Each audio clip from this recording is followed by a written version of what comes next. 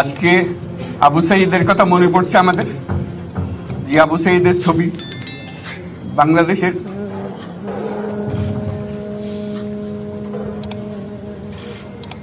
প্রতিটি মানুষের মনে গেঁথে আছে, এটা কেউ ভুলতে পারবে না। কি অবিশ্বাস্য একটা সাহসী যুবক, বন্দুকের সামনে দাঁড়িয়ে আছে, এবং তারপরে থেকে কোনো যুবক, কোনো যুবতী আর হার মানে নাই, সামনে গিয়ে আছে এবং বলছি যত গুলি মারো, মারতে পারো, আমরা আছি।